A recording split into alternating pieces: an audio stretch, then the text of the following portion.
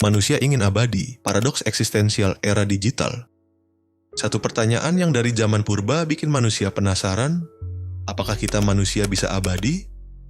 Sebelum menjawab pertanyaan itu, ada pertanyaan lain yang terlebih dahulu harus dijawab. Untuk apa manusia ingin abadi? Jika sudah abadi, bahagiakah kita?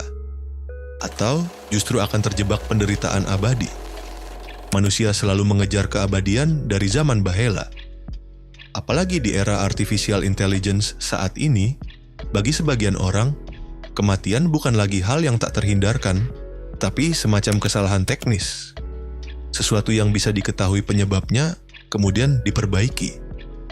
Lalu akhirnya, manusia bisa bebas dari maut. Mereka percaya, jika ada penyakit, ada obat. Jika ada kematian, ada solusi. Itu yang sekarang ada di kepala sebagian orang yang bisa membeli teknologi canggih.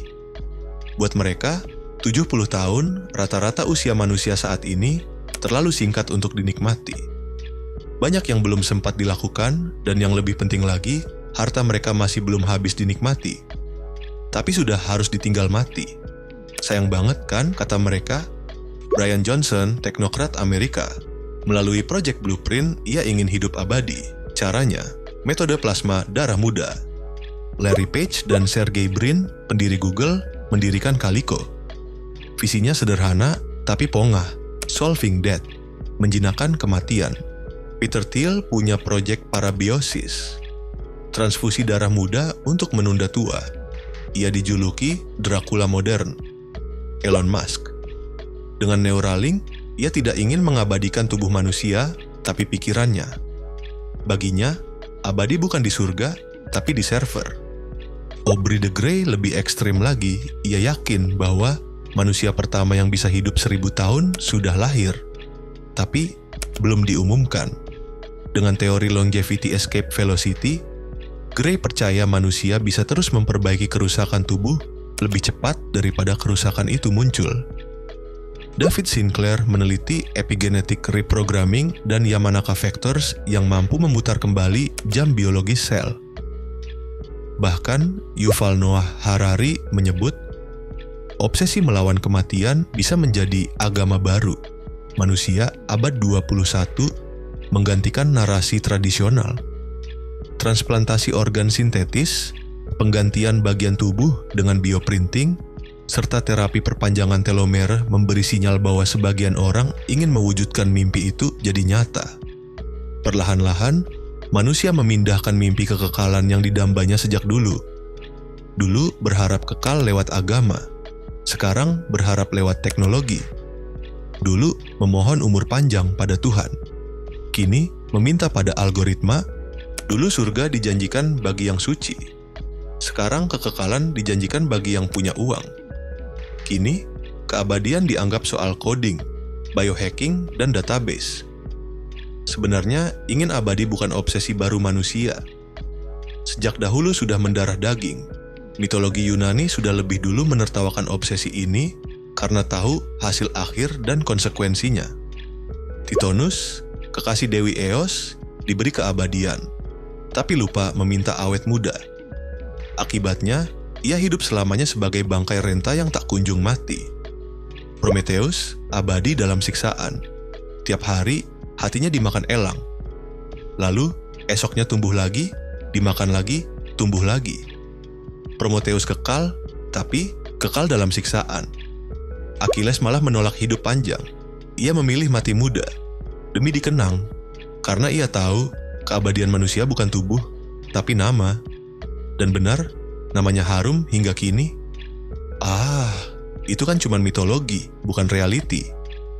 Mungkin itu argumentasi yang ada dalam imajinasi kita. Mau bukti nyata, Qin Shi Huang, Kaisar Tiongkok, mengirim utusan mencari ramuan kekal. Ia mati karena pil merkuri yang dijanjikan membuatnya awet muda. Herodes Agung juga mencoba ramuan ajaib, tak berhasil, ujungnya mati. Alexander Agung yang kekuasaannya 3/4 bumi memerintahkan tabib menunda ajalnya, tapi gagal, lalu mati. Stalin minta tubuhnya dibekukan, buat jaga-jaga mungkin suatu saat ditemukan teknologi yang bisa membangkitkannya lagi. Baru-baru ini, rekaman pembicaraan Presiden Cina Xi Jinping dan Presiden Rusia Vladimir Putin bocor ke publik. Isinya membahas kemungkinan memperpanjang usia manusia hingga usia 150 tahun melalui bioteknologi dan transplantasi organ yang berkelanjutan. Zaman berubah, cara berubah, tapi hasrat manusia tetap sama. Ingin abadi, manusia tak kapok-kapok ingin abadi, meski selalu berujung tragedi. Dulu menggunakan ramuan ajaib, sekarang AI, chip, server, plasma. Dulu metode konvensional, sekarang digital. Kita, manusia, memang keras kepala. Tuhan sudah tawarkan kekekalan di sana, di surga. Kita tak sabar ingin menciptakannya di sini, di dunia. Dasar manusia. Mari kita tengok klaim teknologi yang katanya akan menaklukkan kematian. Sistem CRISPR memang menjanjikannya, tapi editing gen tak semudah memperbaiki software. Efek mutasi jangka panjang belum sepenuhnya dipahami. Upload otak ke cloud. Bahkan saat ini butuh lebih dari 1 exabyte, 1 miliar gigabyte untuk menyimpan satu peta koneksi otak. Satu koneksi aja loh. Itu pun belum bicara soal kesadaran. Transfusi darah mudah, eksperimen pada tikus menunjukkan tanda positif. Tapi pada manusia, efeknya tidak stabil. Bahkan bisa memicu kanker dan infeksi. AI Personality Simulation itu hanya meniru pola bicara, bukan menciptakan subjektivitas. Kesadaran bukan data, tapi kesadaran akan data. Dan itu belum bisa dikodekan. Jadi, semua masih spekulasi. Meski demikian, bukan berarti kita boleh skeptis, sinis, apalagi pesimis. Sains adalah bukti kedikdayaan manusia, makhluk berkaki dua yang dibekali akal. Sains sudah berjasa besar menciptakan peradaban yang manusiawi, mengangkat manusia berada di mata rantai teratas ekosistem. Tapi soal keabadian, tunggu dulu, satu filosofi yang mesti kita renungkan terlebih dahulu, sebelum kita melanjutkan perburuan kita menemukan resep keabadian, yaitu mengapa manusia ingin abadi, mengapa kita menghindari mati, apa yang sebenarnya dicari manusia, abadi atau sekadar menunda takut pada hidup? Mungkin jawabannya adalah kita takut mati karena mati berarti kehilangan kendali. Dan dalam dunia modern, kehilangan kontrol adalah dosa terbesar. Maka, manusia berupaya keras untuk mengupgrade dirinya melewati batasan biologisnya menjadi sesuatu yang lebih dari manusia yang fana. Menolak keberhinggaan, tapi bukankah keberhinggaan yang justru memberi makna pada hidup? Seperti kata Paul Ricoeur, hidup ini narasi, dan semua cerita hanya indah karena ada akhir. Jika hidup tak memiliki akhir, apakah indahnya masih akan terasa? Bagi pemburu keabdian, tentu akan menjawab, tanpa bayang-bayang kematian, hidup akan indah selamanya.